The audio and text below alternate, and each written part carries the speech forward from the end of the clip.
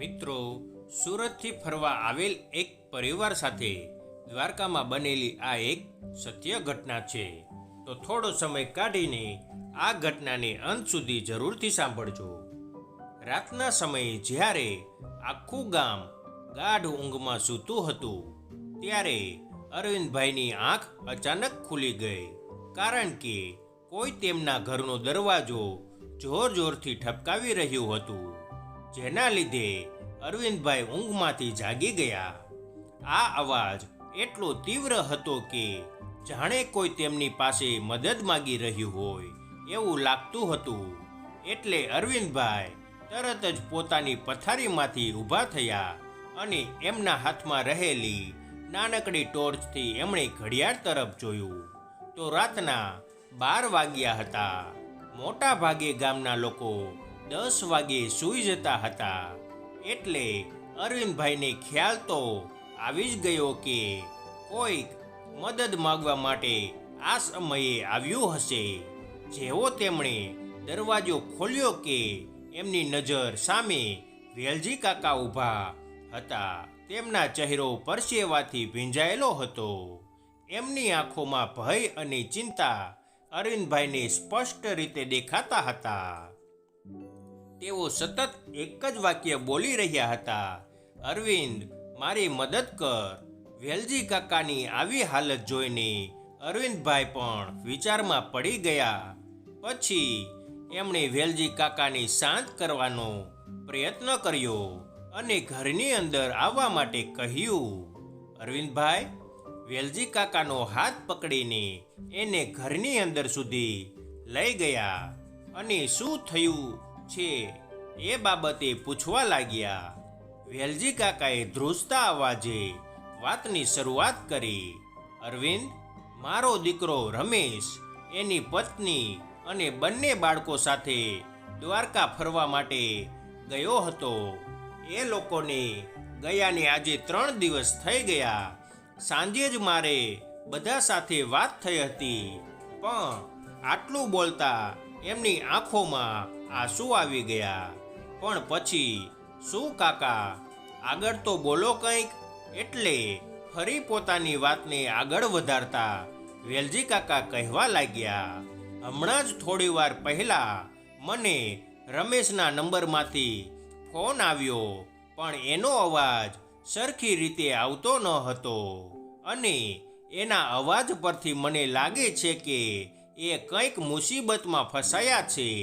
મને કંઈ સમજાતું નથી અને મેં એ લોકોને ફોન કરવાની ઘણી કોશિશ કરી, પણ એમના ફોન સતત બંધ આવે છે. આ વાત સાંભળી અરવિંદભાઈએ વેલજી કાકાને શાંત કરવાનો પ્રયાસ કર્યો. તેઓ જાણતા હતા કે વેલજી કાકા તેમના પરિવાર સાથે ખૂબ જ લાગણીથી જોડાયેલા છે અને આવી પરિસ્થિતિમાં તેમની ચિંતા સ્વાભાવિક છે. કાકા, શાંત થાઓ. કદાચ નેટવર્કની સમસ્યા હશે. દરિયાઈ વિસ્તારમાં તો વારંવાર સિગ્નલની તકલીફ આવે છે, અથવા તો બેટરી ખતમ થઈ ગઈ હશે. સવારે ફરી કોલ કરજો, બધું ઠીક થઈ જશે. આવું બધું વિચારીને પોતાને પરેશાન ન કરો. અરવિંદભાઈએ તેમને પાણીનો ગ્લાસ આપ્યો અને થોડીવાર વાતો કરીને તેમને શાંત કર્યા. પછી અરવિંદભાઈ વેલજી કાકાને તેમના ઘર સુધી મૂકવા ગયા. અરવિંદભાઈએ તેમને કહ્યું, કાકા, હવે સૂઈ જાઓ. સવારે બધું સરખું થઈ જશે. જો જરૂર પડે તો મને ફોન કરજો. વેલજી કાકાએ માથું હલાવીને સંમતિ આપી, પરંતુ તેમની આંખોમાં ચિંતા હજુ પણ કાયમ હતી. તેઓનું મન બેચેન હતું અને તેમને એવું મહેસૂસ થતું હતું કે એનો પરિવાર ખરેખર કોઈ મુસીબતમાં છે. એ આખી રાત વેલજી કાકાને ઊંઘ પણ નહોતી આવતી. એમના પત્ની વીણાબેન પણ ખૂબ જ ચિંતિત હતા અને ખરેખર એમની આ ચિંતા એમના પરિવારની જિંદગીને એક એવા વળાંક પર લઈ જવાની હતી જેની કલ્પના કોઈએ પણ નહીં કરી હોય. વેલજી કાકા પોતાની પત્ની વીણાબેન સાથે સૌરાષ્ટ્રના એક નાનકડા ગામમાં રહેતા હતા. છેલ્લા ઘણા વર્ષોથી એ પોતાની ખેતી સાથે એવી રીતે સંકળાયેલા હતા કે એમને બીજે ક્યાંય પણ જવાનું મન નહોતું થતું. એનો મોટો દીકરો રમેશ પોતાનો ધંધો લઈને સુરત શહેરમાં રહેતો હતો. વેલજી કાકાને શહેરની ભાગદોડ અને ત્યાંનું જીવન પસંદ નહોતું આવતું, એટલે તેઓ પોતાના ગામડે રહેવાનું જ પસંદ કરતા હતા. દર વર્ષે દિવાળીની રજાઓમાં રમેશ પોતાના પરિવારને લઈને ગામડે આવતો હતો. આ વખતે પણ દિવાળીના થોડા દિવસો પહેલા રમેશ તેની કારમાં પત્ની અને બાળકોને લઈને ગામ પહોંચ્યો હતો. પોતાના પુત્ર અને પુત્રીને જોઈને તો વેલજી કાકાના ચહેરા પર હરખ સમાતો ન હતો, અને એમાં પણ રમેશની નાની દીકરી રાધિકા કાનુડાને ખૂબ માનતી હતી, એટલે દાદા દીકરીની ભક્તિભરી વાતો બધા સાંભળતા જ કરતા. એક દિવસ રાધિકા વેલજી કાકાને કહેવા લાગી, દાદા, મારે દ્વારકાધીશને મળવું છે, ત્યાંના સમુદ્ર જોવા છે. વેલજી કાકા નાનકડી રાધિકાની બધી જ વાતો માનતા હતા, પરંતુ આ વખતે તેમની તબિયત થોડી નરમ હતી. થાક અને ઉંમરના કારણે તેઓને લાંબા પ્રવાસની તકલીફ થતી હતી.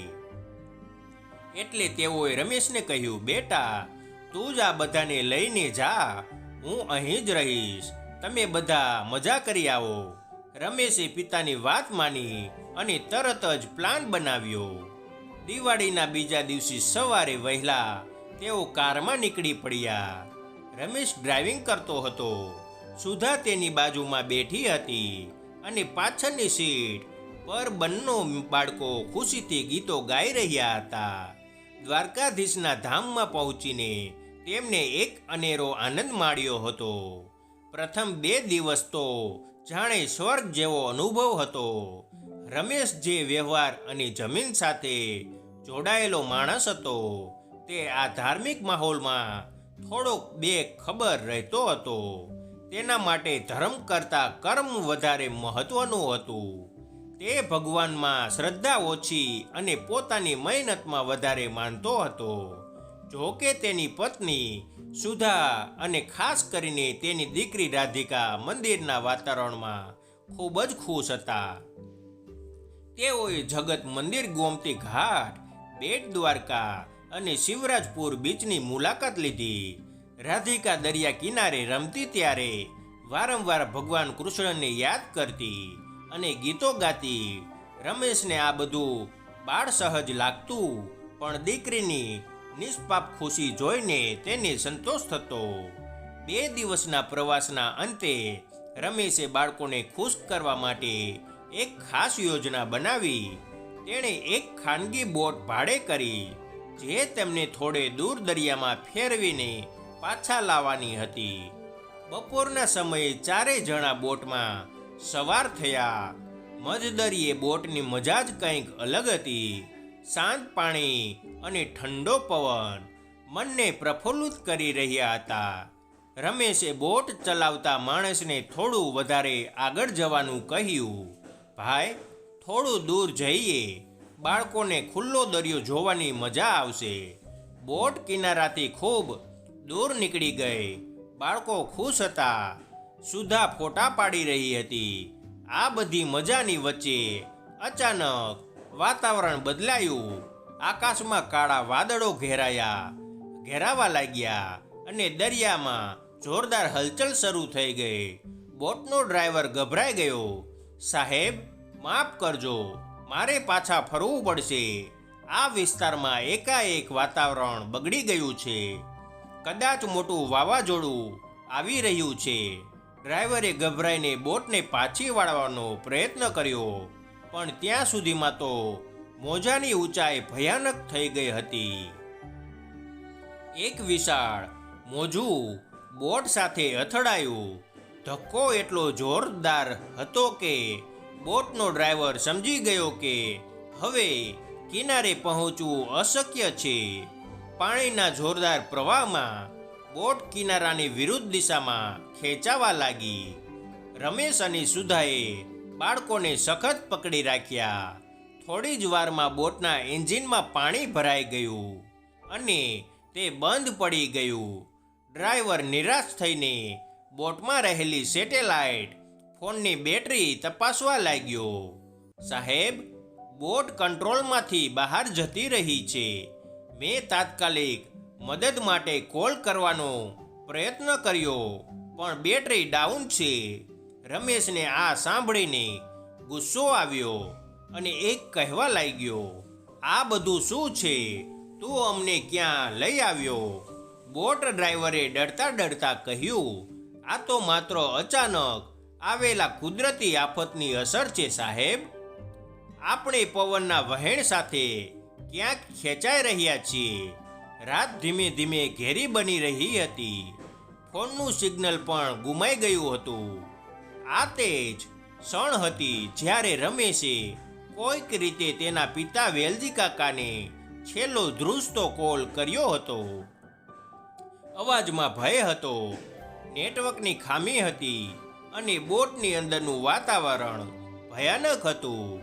રમેશને લાગ્યું કે તે પોતાના પિતાને બસ એટલી કહી દે કે તે મુશ્કેલીમાં છે. આખી રાત બોટ દરિયાના મોજા સાથે લડતી રહી. બોટનો ડ્રાઈવર પણ નિરાશ થઈને બેઠો હતો. તેના હાથમાં બંધ પડેલા એન્જિનને ફરી ચાલુ કરવાનો પ્રયાસ કરી રહ્યો હતો, પરંતુ પાણીના કારણે તે અસફળ થઈ રહ્યો હતો. રાતના અંધારામાં માત્ર મોજાની ગર્જના અને પરિવારના રડવાના અવાજો સંભળાતા હતા. તેઓ માત્ર પ્રાર્થના અને આશા પર જીવી રહ્યા હતા. સવાર પડી અને સૂર્યની પ્રથમ કિરણો તેમના ચહેરા પર પડી અને જ્યારે તેઓએ આંખો ખોલી તો તેઓને ખૂબ આશ્ચર્ય થયું. બોટ કોઈ વિરાન ટાપુના કિનારે અટવાઈ ગઈ હતી. ચારે બાજુ વિશાળ રેતાળ કિનારો, ઊંચા વૃક્ષો અને જંગલ જેવું વાતાવરણ હતું, પરંતુ દૂર સુધી કોઈ માણસની હલચલ દેખાતી ન હતી. રમેશે તરત જ બોટમાંથી કૂદીને કિનારા પર પગ મૂક્યો અને આસપાસ જોયું. ન તો કોઈ ગામ, ન તો કોઈ જહાજ, ન તો કોઈ મદદની આશા. બોટનો ડ્રાઈવર પણ નીચે ઉતર્યો અને તેના ચહેરા પર અજાણ્યા સ્થળોની ભય દેખાઈ રહ્યો હતો. તેણે રમેશને કહ્યું, સાહેબ, હું પણ જાણતો નથી કે આપણે ક્યાં આવી પહોંચ્યા છીએ. આ ટાપુ તો મને અજાણ્યો લાગે છે, પરંતુ હિંમત ન હારો. આપણે બની શકે તેટલા વહેલા અહીંથી નીકળી જઈશું. કદાચ આસપાસ કોઈ મદદ મળી જાય. બીજી તરફ ગામમાં વેલજી કાકા પોતાના પરિવાર માટે અત્યંત ચિંતિત અને બેચેન થઈ રહ્યા હતા. રાતના તે અસ્પષ્ટ કોલ પછી બીજા દિવસે સવારે તેઓએ અનેક વખત રમેશના ફોન પર ફોન કર્યા, પરંતુ કોઈ જવાબ ન મળ્યો. ફોન આઉટ ઓફ રીચ બતાવતો હતો. વેલજી કાકાનું મન વધુ ને વધુ અશાંત થતું ગયું. તેઓ વિચારી રહ્યા હતા કે કદાચ કોઈ અકસ્માત થયો હશે અથવા તો કંઈક મોટી મુસીબતમાં ફસાયા હશે. તેઓ તરત જ અરવિંદભાઈના ઘરે ગયા અને આખી વાત કહી સંભળાવી. અરવિંદભાઈએ તેમને ધીરજ આપી અને કહ્યું, કાકા, ચિંતા ન કરો, આપણે તરત જ શોધખોળ શરૂ કરીએ. બંને મળીને નજીકના પોલીસ સ્ટેશન ગયા. દ્વારકાના મંદિર અધિકારીઓને કોલ કર્યા અને તેમના પરિચિતોનો પૂછપરછ કરી, પરંતુ કોઈ પણ પ્રકારની જાણકારી ન મળી. બીજી તરફ ટાપુ પર રમેશ અને તેના પરિવારની હાલત અત્યંત કફોડી થઈ રહી હતી. તેઓને ખાવા માટે કંઈ જ નહોતું. બોટમાં થોડું પાણી અને કેટલાક બિસ્કિટ હતા, પરંતુ તે પણ ઝડપથી ખતમ થઈ ગયા. આસપાસ જંગલમાં કેટલાક ફળ અને પાંદડા મળ્યા, પરંતુ તેમને ખાઈને તેમના પેટમાં તકલીફ થતી હતી. હવે તો મદદની આશા ધીમે ધીમે શૂન્ય થતી જતી હતી. તેઓએ આસમાનમાં જહાજ કે હેલિકોપ્ટરની રાહ જોઈ. કિનારે આગ બાળીને સિગ્નલ આપવાનો પ્રયાસ કર્યો, પરંતુ કંઈ જ ફાયદો ન થયો. એટલા અસફળ પ્રયત્નો બાદ રમેશના ચહેરા પર થાક અને નિરાશા છવાઈ ગઈ હતી. સુધા બાળકોને સંભાળતી, પરંતુ તે પોતે પણ તૂટી રહી હતી. રાધિકા, જે કૃષ્ણની ભક્ત હતી, તે પોતાના દાદા વેલજી કાકાએ શીખવેલા ભજનો ધીમે ધીમે ગાતી રહી હતી. તેનો અવાજ ટાપુના શાંત વાતાવરણમાં ગુંજતો. એક સાંજે જ્યારે સૂર્ય અસ્ત થઈ રહ્યો હતો અને ટાપુ પર અંધારું ઘેરાવા લાગ્યું હતું, ત્યારે રમેશ એક વૃક્ષની નીચે નિરાશા થઈને બેઠો હતો. તેનું મન તૂટી ગયું હતું.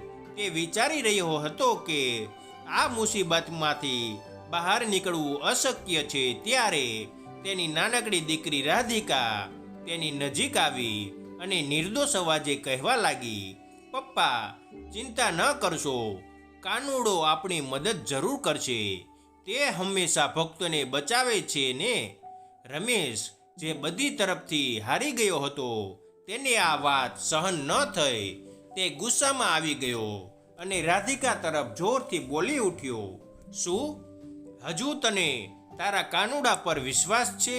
તારા કાનુડાના લીધે જ આપણે આવડી મોટી મુસીબતમાં મુકાયા છીએ.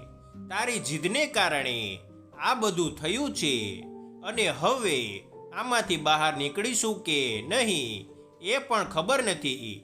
પ્રાર્થના અને ભગવાનને કંઈ નથી થતું.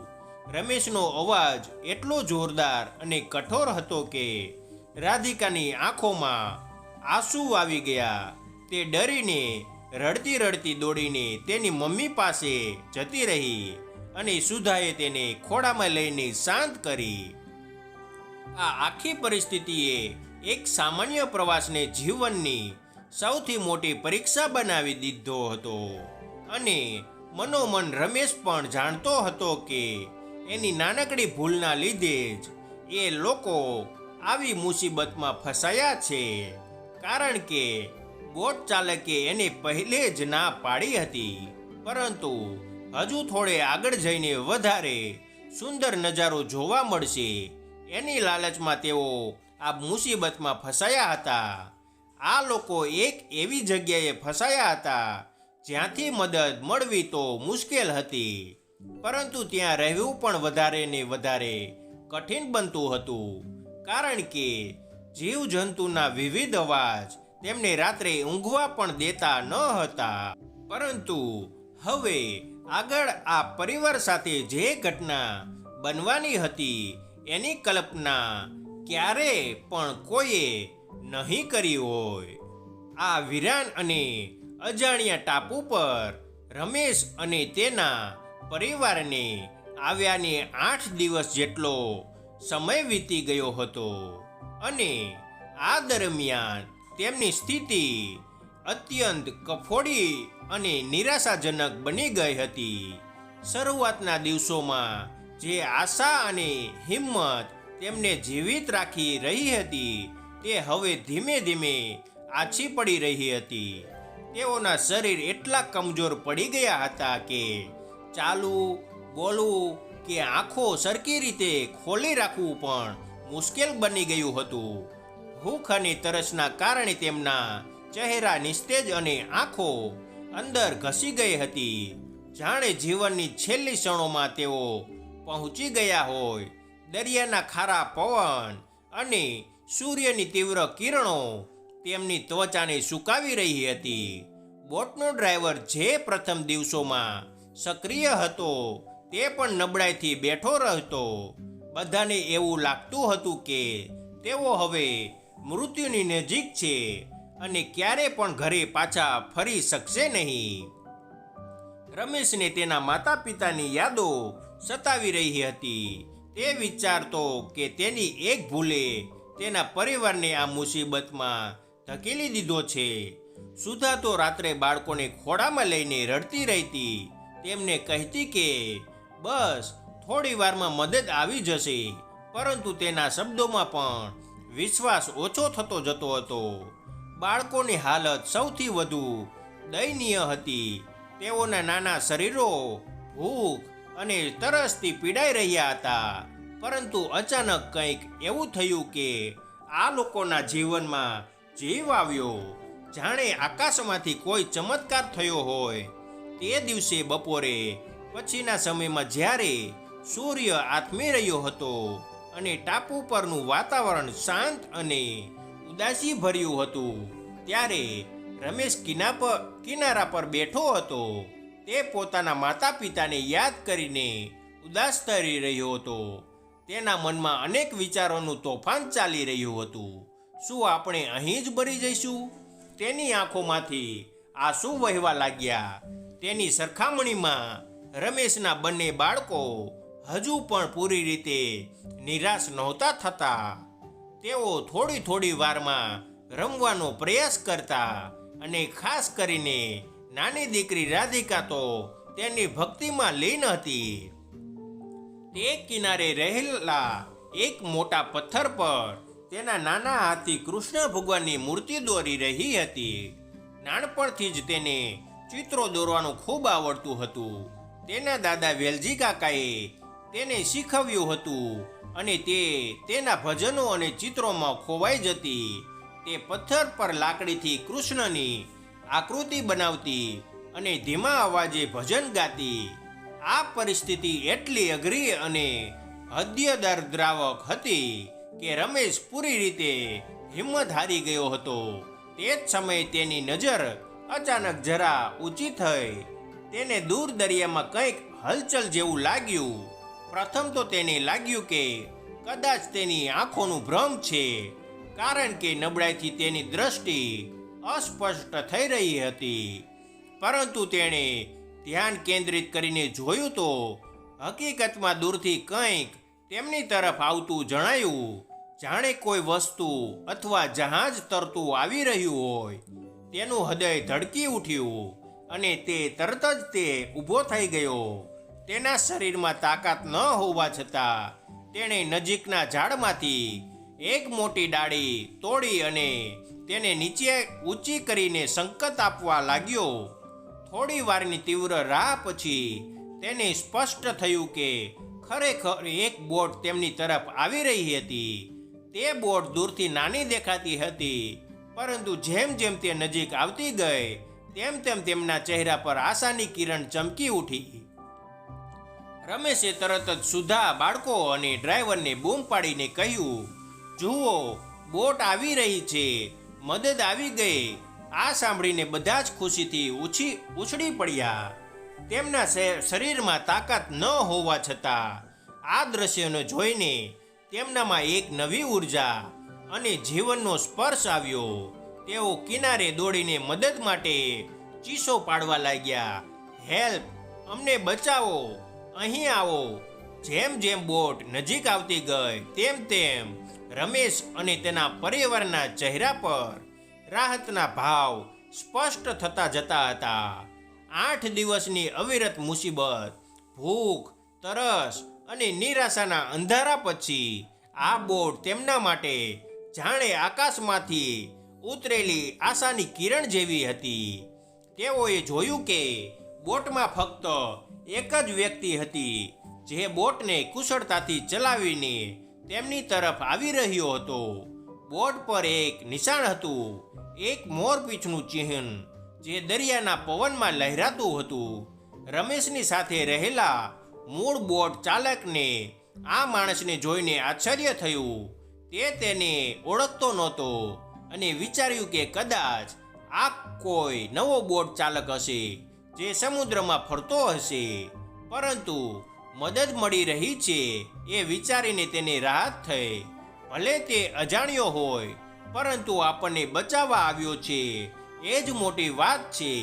જેવી બોટ તેમની નજીક આવી અને કિનારે લાગી અને રમેશના ચહેરા પર જે અત્યાર સુધી નિરાશા અને થાકથી ભરેલો હતો, ત્યાં હવે એક તેજસ્વી હાસ્ય આવી ગયું. તેની આંખોમાં આંસુ હતા, પરંતુ તે આનંદના આંસુ હતા, જાણે તેને નવું જીવન મળ્યું હોય.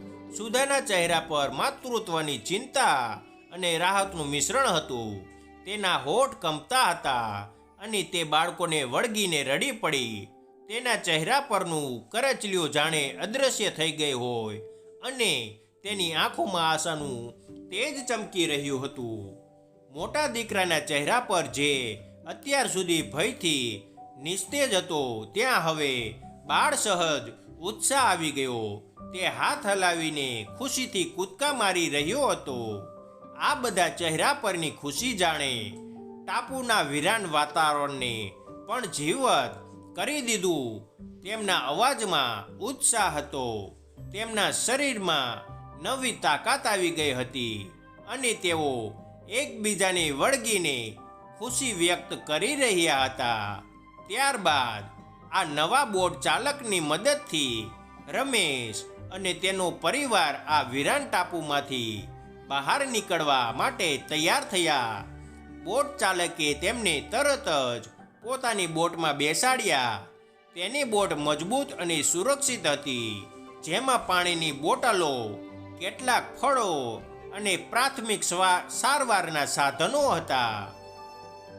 તેણે પ્રથમ તો તમામને પાણી પીવડાવ્યું, જે તેમના સુકાયેલા ગળાને શાંતિ આપી અને તેમના શરીરમાં નવી ઉર્જા ભરી. રમેશે તેનો આભાર માન્યો અને કહ્યું, ભાઈ, તમે અમારા જીવનદાતા છો. અમે 8 દિવસથી અહીં ફસાયા છીએ. કોઈ મદદ નહોતી મળી. બોટ ચાલકે શાંત અવાજે કહ્યું, ચિંતા ન કરો, હું તમને સુરક્ષિત જગ્યાએ પહોંચાડીશ. તેણે બોટનું એન્જિન ચાલુ કર્યું અને ધીમે ધીમે ટાપુના કિનારેથી દૂર જવા લાગ્યા. રમેશ અને તેનો પરિવાર બોટમાં બેઠા હતા. તેમના મનમાં મિશ્ર ભાવનાઓ હતી. ટાપુ પરની મુસીબતની યાદો અને બચી જવાની રાહત.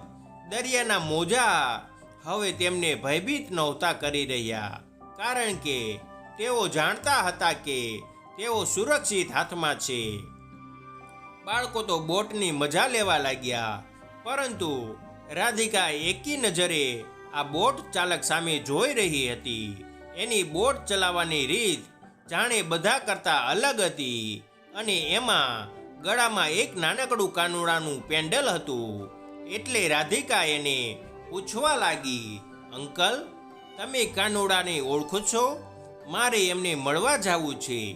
આ વાત સાંભળી ત્યાં બેઠેલા તમામ લોકો હસવા લાગ્યા, કારણ કે નાનકડી રાધિકાની નિર્દોષ વાતોથી બધાને ખૂબ આનંદ થઈ રહ્યો હતો.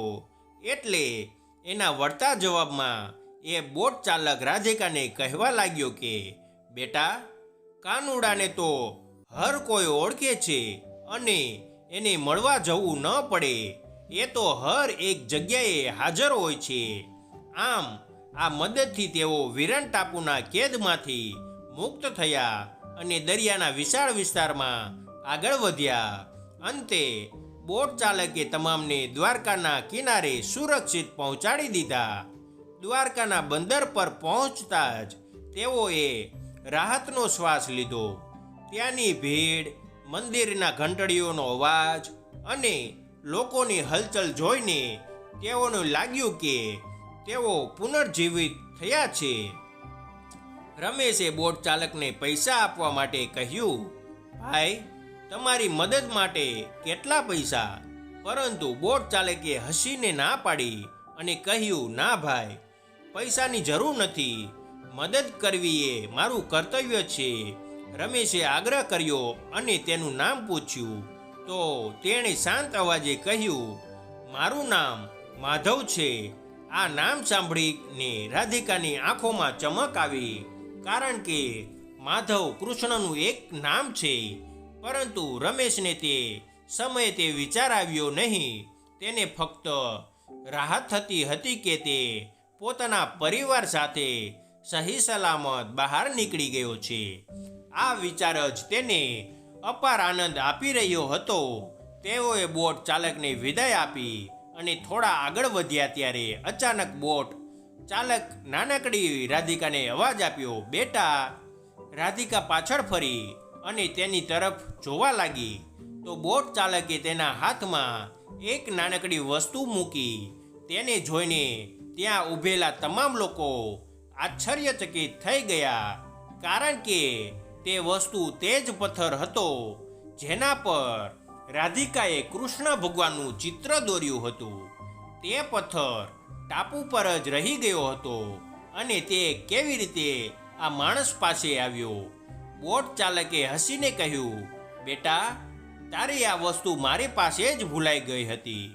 આ સાંભળીને રાધિકા ખુશીથી ઉછળી પડી અને તેને વળગી પડી.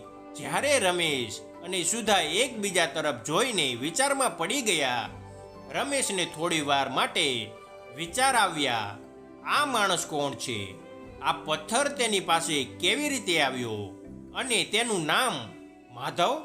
બોટ પર મોરપીંછ. પરંતુ આ મુસીબતમાંથી બહાર નીકળી ગયા છે એ ખુશીમાં તેઓ આ વિચારને બાજુએ મૂકીને આગળ વધ્યા. બહાર નીકળીને સૌથી પહેલાં રમેશે તેના પિતા વેલજી કાકાને ફોન કરીને આખી ઘટના વર્ણવી. વેલજી કાકાએ જે અરવિંદભાઈ સાથે પરિવારની શોધમાં વ્યસ્ત હતા તેમને આ સમાચાર સાંભળીને રાહત થઈ. પછી તો રમેશ પોતાના પરિવાર સાથે દ્વારકાના કિનારેથી નીકળીને તેમની પહેલેથી જ બુક કરેલી હોટલ પર પહોંચી ગયા. 8 દિવસની અવિરત મુસીબત અને થાક પછી તેઓને ત્યાં પહોંચીને થોડી રાહત મળી. હોટલના રૂમમાં ગરમ પાણીથી સ્નાન કરીને થોડું ખાવાનું મંગાવીને તેઓએ પોતાના તાજા અનુભવ્યા. રમેશે નક્કી કરી લીધું કે હવે વધુ વિલંબ ન કરીને તરત જ પોતાના ગામ તરફ નીકળી જવું, કારણ કે તેમના મનમાં હજુ પણ ટાપુની યાદો અને તે અજાણ્યા માણસના રહસ્યમય અસ્તિત્વના વિચારો ઘૂમતા હતા.